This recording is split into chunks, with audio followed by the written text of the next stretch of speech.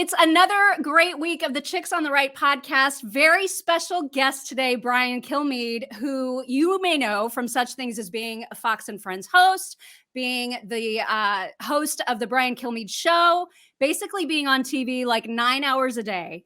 We don't know how you do this, and we're going to ask you that later. But also an author, multi-time author, and most recently the author of The President and the Freedom Fighter, Abraham Lincoln, Frederick Douglass, and the Battle to Save America's Soul. Thank you very much for being here. Thanks. I appreciate you having me on.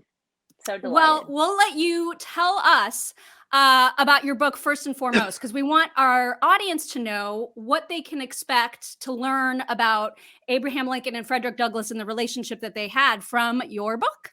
Well, okay. I appreciate that. So I've been writing history books, George Washington's Secret Six, and then Thomas Jefferson, the Tripoli Pirates, Andrew Jackson, The Miracle of New Orleans, Sam Houston, the Alamo Avengers. And I want to move up in time.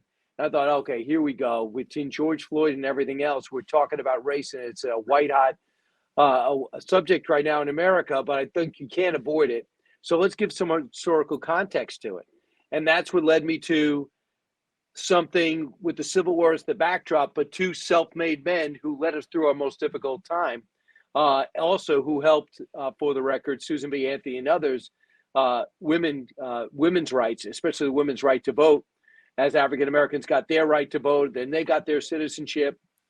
But as all through time, when you study the Civil War, you see these two great men emerge, and nobody would have expected anything of them. Obviously, when you look at Frederick Douglass, born a slave, never knew his family, never knew his birthday, just was determined to make something of himself. I mean, everything you hear about slavery, it's that and worse. So I'm not ducking the issue of slavery. It's America's original sin. I get it. And when I went to school, I don't know how you feel, they never soft pedaled that with me.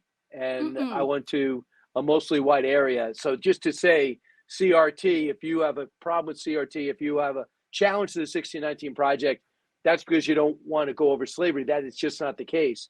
And Abraham Lincoln, the guy's in the middle of nowhere.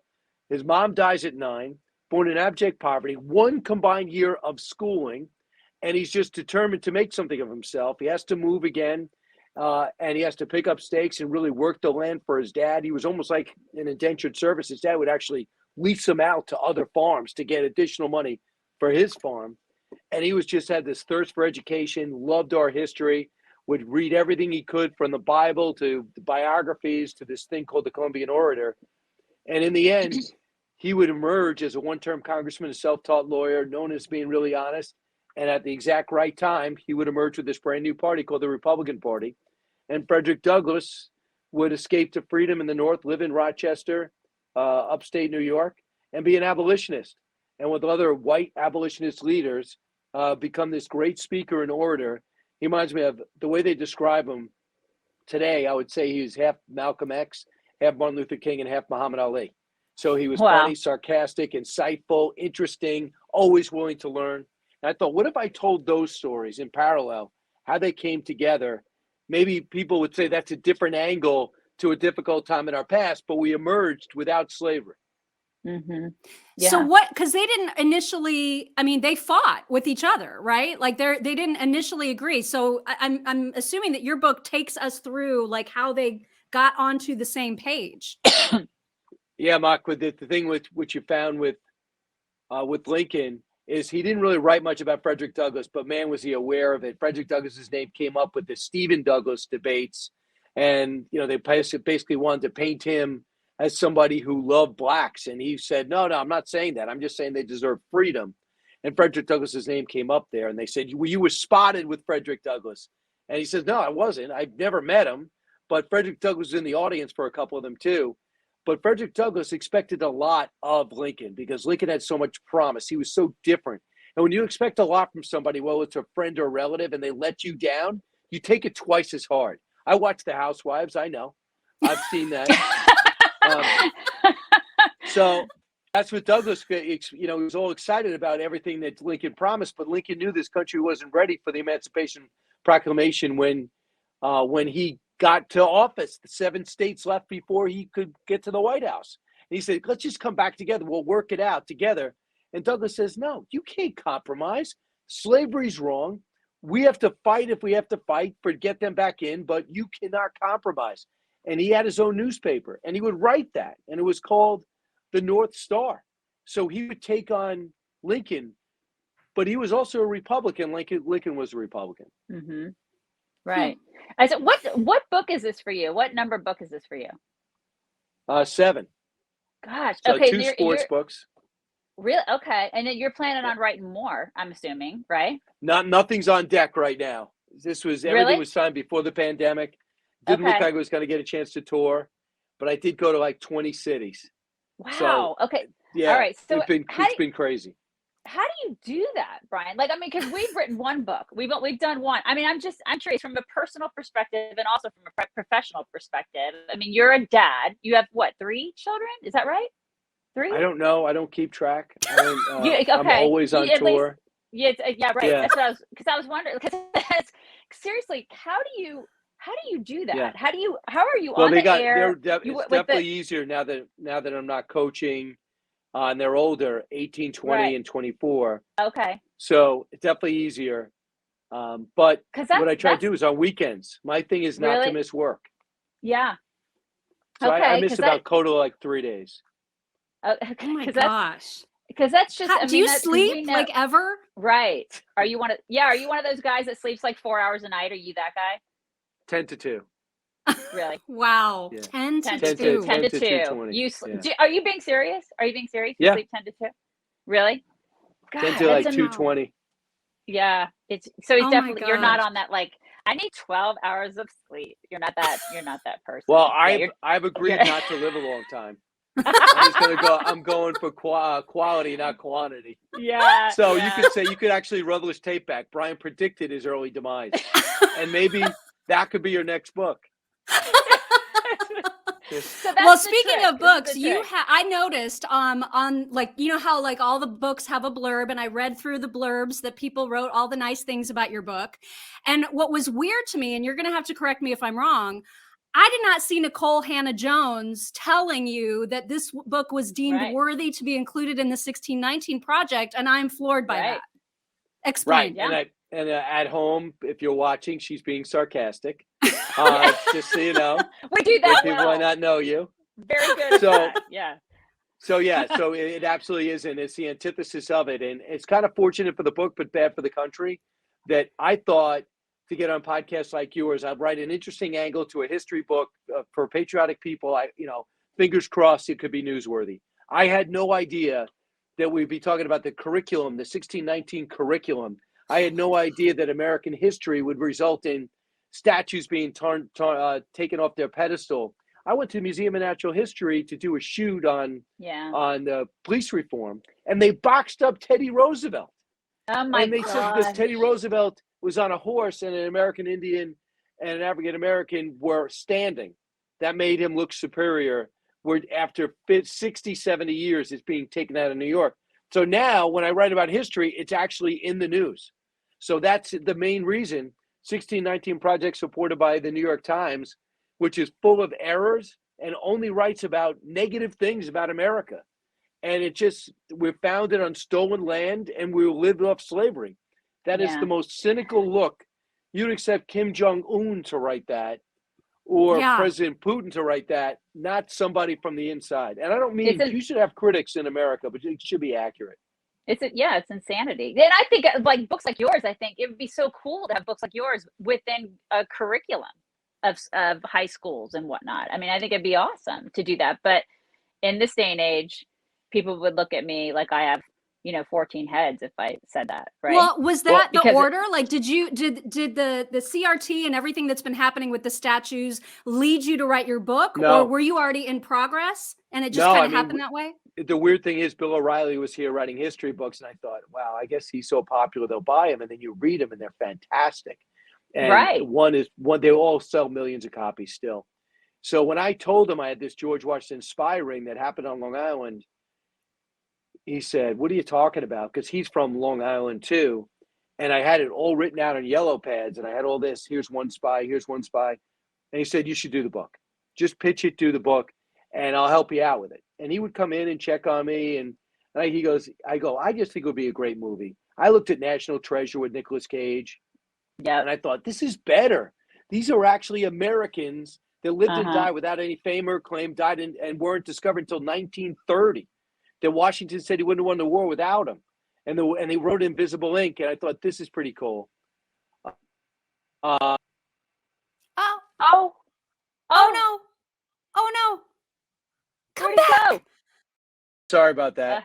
We thought we offended you. We were just, yeah. But you don't care if you offend me. It's Listen, thank you for joining us again. We thought, oh man, we must have said something really offensive. You're gone again. No, there you go. No, he's there. Okay, there he's you there. go. He's still there. Okay.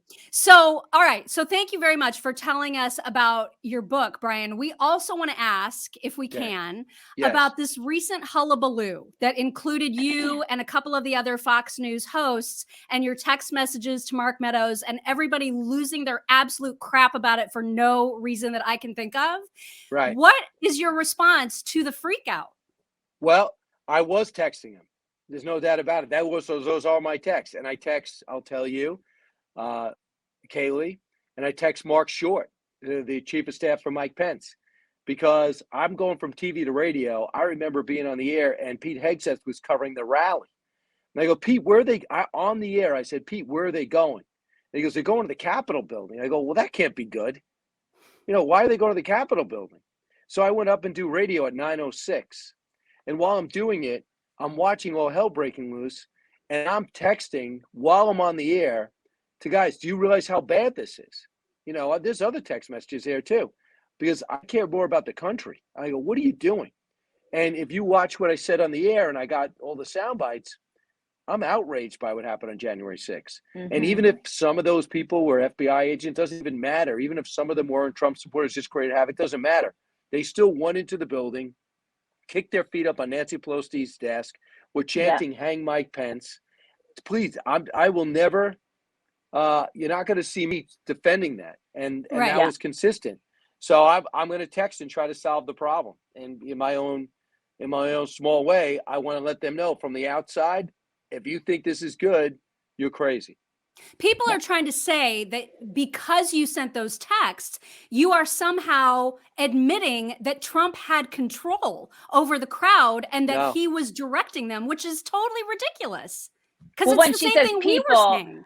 Well, let me ask you something, ladies. Let me ask you this: if Donald Trump Jr. is sending the same texts, and he was one of the speakers. Now, candidly, he had no idea. That was not the plan. I also texted, you just reminded me, I texted Eric. And I go, Eric, you got to get your dad on the phone. I go, this is terrible. And he wrote back to me, those are not our people. You know our people, Brian. You've been to our rallies. These are not our people. Meaning Trump people, not me and his people. Yeah. The hullabaloo about it has been so over the top and so nonsensical to me. So I'm glad that you responded to that, because I'm glad too. And there's obviously an underlying narrative there that they want to keep pushing. So I mean, I'm glad that you responded to that too. Super important question, and then we got to ask you about some current events. And I know you're on a timetable here, but this is a super important question we need answered. How is it that you actually say Long Island when you're from Long Island? Long Island. Okay, because I've heard that it's Long Island and like the G is really pronounced. We just need to know once and for all, Brian. Is it Long Island? I think it's a mistake. Is that a mistake? That's mockable. That's mockable. Long Island. Yes. Long Island iced tea. That's what people want to mock Long Island. So that's why I always got my way to go long. We just needed that answered once and for all, Brian. Thank you for answering. That was very important. I'm originally from Indiana, but I grew up in Atlanta and now I'm in Texas.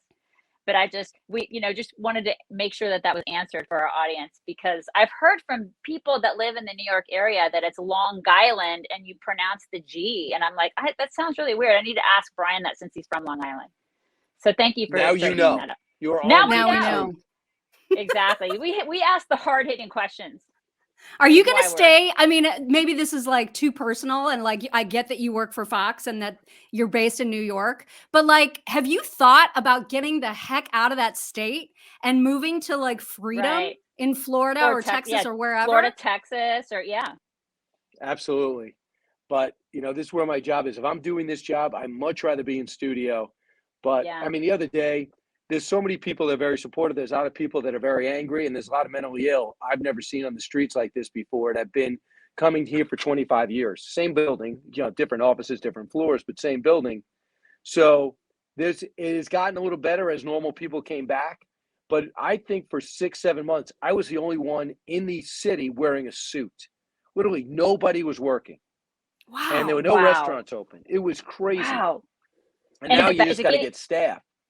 Yeah, exactly. I mean, well, not according to de Blasio. He says that crime is going down. I mean, this is what he's been telling everybody. It's been going down. But I mean, is it getting, I mean, do you feel like it's getting obviously worse and worse and worse? Or well, as of today, if we did this interview yesterday with this variant, now I'm getting word that we got to break up the show. We're going to be in 3 separate locations, even in the same building. Because of Omicron? It's just because of Omicron. I know. Oh my God. But the thing is, the New York, back to your original point, New York had a mandate. You got to wear a mask and get vaccinated to work indoors. Mm-hmm. Do you believe that? So it's insane. I do. Yeah. It is just crazy. Insanity. Yeah, and that's the thing is, like, I live in Texas, she's in Indiana right now, and so it's different wherever you go, right? It's like we're not very united as the United States of America in the way that we do things, and so people will go to different places, and we talk about this all the time in our podcast, where every governor needs to be like DeSantis, and not everybody can move to Florida, not everybody can move to Texas, and I wish we would just get our proverbial crap together and be free. Which is actually. Yeah. That actually leads to a question. Are you willing to say right now, if you have a preference, if there was going to be a Trump versus DeSantis matchup in a primary, where are you on that? You don't think it will happen? It's never going to happen. Nope. You don't think if Trump is in, the only people that would run would be Christie and maybe Governor Hogan. Christie's going to do it anyway. I'm friends with him, so you're not going to see me say anything bad about him, and he would be. I think he'd be a great president, but he has a very similar personality to Trump. Yep. Only he's a little bit more. He's a little bit more mainstream. Right. So he will run anyway. But you think DeSantis wouldn't even try? No. He wouldn't primary. No. Okay. Interesting. Wow. Okay. That is very well. That's a bummer. That's probably obviously. Yeah, and that's my guy. That's my guy. She loves. I love him. She's in love with him. He's got in a every dog. Way. It's a bobblehead. It's a bobblehead. Actually, Brian, I think Mock made that herself. We're gonna have to get a restraining order at this point. Like, she's completely obsessed. So I think he would obviously be the front runner. I mean, the more you think about it, right? Ivy League education. Yeah. Right, military. College baseball players, military, law degree, unbelievably successful governor, tough as nails, great family man, and the stuff that they say he doesn't have. I did a day with him, and where we just went around, and we went to 3 different stops and testing centers and everything, and we started out at the governor's mansion, and they go, "Wow, he's not that warm." Number one, number two, he's actually fine. He's just not a panderer. He's not going to go, look at how cute that baby is, and this is the best city I've ever seen, and you are the best cops ever. He walks up and treats people like it's everyday life. Yeah. Why do you think? I mean, it's just amazing to me that there are so many Republican governors that won't do the things that he's doing. What he does. Like, you have a clear path that he's laying out for you to be a resounding success, and so few governors are doing it. Why do you think that is? It has to be ego on their part. I think it has to be ego. And I just think that he is staying a step ahead. I mean, when those kids start landing in Jacksonville and they start being dispersed to schools and they're overwhelmed, he goes, well, I'm going to stop that. I'm going to have other planes waiting there. I'm going to fly them to Delaware. And it's just, he's going to create hell, and he's got to make them think twice about doing it. And so I think he's very aggressive about the mandates, taking on districts that won't listen. And that thing is, it's personal choice. And what about all those people mocking him for giving people a personal choice when the numbers were going up? And now the numbers are going up here. They know the virus is deciding where it's going, as if man is deciding it. Right. You're absolutely right. Yeah, you are so right. Well, it has been a joy talking to you. It really has. Thank you so much for giving us your You're time. going to survive under Kathy Hochul's amazing leadership. Good luck with that. Yeah, she's The sarcasm. God bless you. I'm not talking to you anymore. You're laughing at my life. We're not. We promise. I know. I feel for you. Right. It's the laughing. Right. It's the laughing after you say that. It's the problem. I'm Bye, sorry. ladies. Thanks so much. Bye. And you're not sorry.